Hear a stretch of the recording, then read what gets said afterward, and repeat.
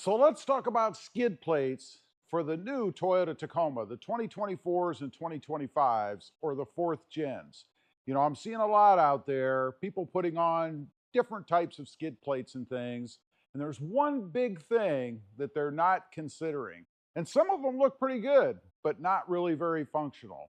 I had one to start with, and I decided to go with a different version for just this reason.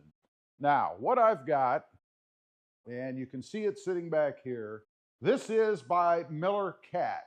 It is the skid plate for the fourth generation Toyota Tacoma. Nice and stout, nice and firm. And full disclosure, I am an affiliate for this company. However, I wouldn't recommend it if I didn't think it was the best one out there. So let's get that out of the way right away. And there is a link with a discount code down below to save a little bit of money if you're interested in this one. Now, what it is, of course, it's purely bolt-on. There is no cutting, no trimming, nothing crazy like that to put this skid plate on. A couple of things, though, before we get a little bit more into why this is the best one out there. If you have a Sport, a Limited, an SR5, or an SR, you're going to need to purchase the cross member that goes across the front.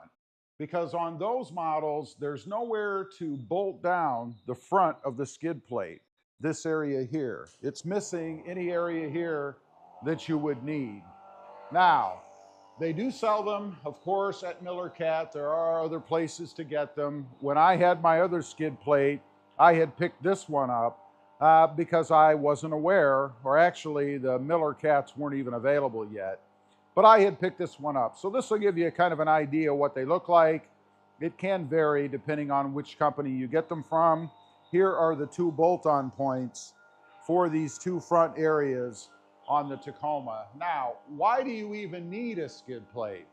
Well, Toyota, for some reason, decided to put some kind of like fiber, or it almost looks like paper skid plate on the front of some of the Tacomas. On the off-road, it does come with a plastic version, but it's plastic. You know, one good hit from something big on the freeway or even a side street, and that's going to be ruined. So, what do we have? This thing is the aluminum version, or the stainless steel, I should say. Pretty darn light, but still pretty darn substantial. When I say light, I mean not so heavy that you can't handle it. The way that I put mine on, I actually used a couple of buckets underneath, sat this thing on it, kind of scooted it over to where the holes were, and then bolted it up from underneath. They do send you everything that you need to be able to do this, so that's pretty good as well. Now, why is this one better? Notice, and it just happens that I decided to do a little customization of mine, the two red panels. These are access points to be able to change the filter and the oil. A lot of the aftermarket skid plates out there, especially some of the real fancy looking ones, don't come with any access points.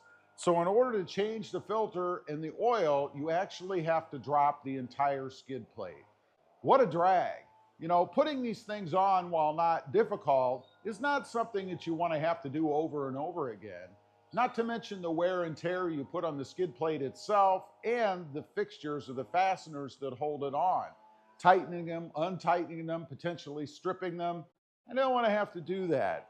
These come with nice big access panels that can be removed with just a few screws underneath the truck. This particular one is for the oil filter. And notice there's enough room to be able to get your hand under there, anything that you want to be able to maybe direct the oil flow once you pull that filter off, so that it doesn't end up all underneath the skid plate itself. I love this. Also vented so that you get a little more cooling underneath the truck. In the back, we have the access panel to be able to go ahead and pull the oil plug off so that you can drain. Again, a nice big area that you can actually reach everything.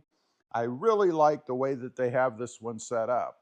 Now, additionally, and I should show you this as well because I'm going to do it on mine, one of the things that I like to add when I do the first oil change is the Fumato, if I'm pronouncing it right, um, oil drain, oil valve. I forget what they actually call this. It looks like, let's see what they do call it. It says engine oil drain valve with lever clip in my case. It looks like this. What it does is it actually replaces the oil plug underneath, and then it has just a little lever, if you will, right over here. I don't know if you can see it. It's the black kind of flat piece here. Once you put this up, all you have to do is move that lever over and the oil will start to drain and you can direct it wherever you want. And speaking of that, and I highly recommend if you go with one of these, is getting the kit, I guess, that includes the tubing, because you can put the tubing on the back of the plug on the little nub down here, and then you can direct it right into your oil pan. The second time you change your oil, you're gonna love this because you're not gonna have a mess. It's easy to do. And I think what I'm gonna do anyway, is leave this on underneath the truck, the tubing part, kind of just zip tie it somewhere that I can easily cut the next time I change the oil, so that I don't even have to put the tubing on next time. I can just get under there, remove the access panels, and then put that tubing down to my oil pan wherever I want. Now, another feature of this particular skid plate, and again, you should go with whichever one you want. I'm not saying you have to buy this one. It's just my experience that this is the best one out there that I've come across.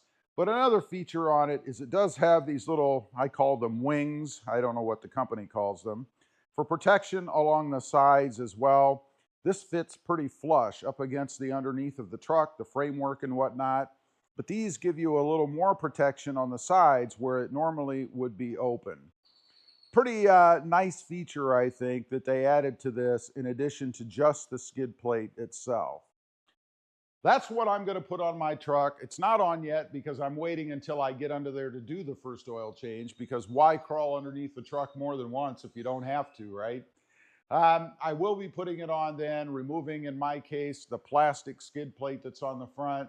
I highly recommend this one, or any one, in lieu of what Toyota provides. They've really gotten cheap with what they're doing as far as skid plates go on the front of the truck, particularly if you have that kind of fiber, plastic mesh, whatever it's called.